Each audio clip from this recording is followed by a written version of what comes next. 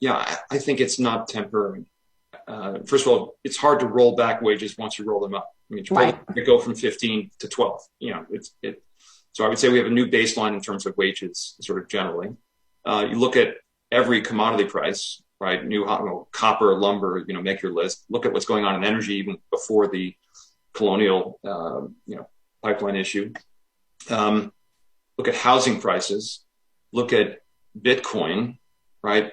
Everything is inflating. And that's driven by, we have a kind of a once in a moment in history, right? You have people emerging from a pandemic with the animal spirits that come from being locked in their Right. homes, right? So that's dramatic. You have all that hit. The vaccine rollout is actually in the U.S. certainly has been fantastic. So you have a lot of people feeling being fully vaccinated, going back to their lives, and then you have the Trump stimulus, the Biden stimulus, infrastructure, an extremely accommodative Federal Reserve, and everything concentrated in a couple of quarters. So that Is the Federal Reserve too accommodative, do you think?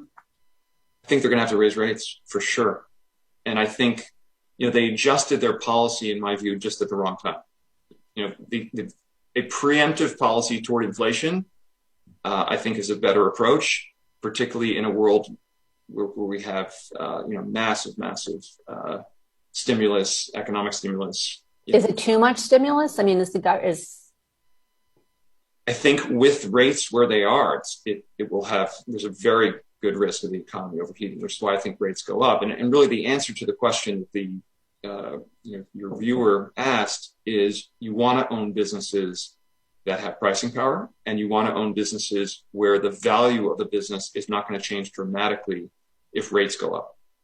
And so, the risk to markets is, what's interesting is if you build a discounted cash flow analysis of a company, and the business generates no profits for a decade, and then, grows very rapidly thereafter, a huge percentage of the value of the business is in, if you will, the residual value of the company, in your little DCF calculation. Small changes in the discount rate you use have a very big effect on the value of that kind of a company. And so that's where the kind of high flying, highly valued technology companies that are not generating much in the way of earnings today, those are, I would say, the biggest risk with respect to rates rising. And you want to own businesses that can, raise prices to make up for their incremental input costs, whether that's labor or lumber.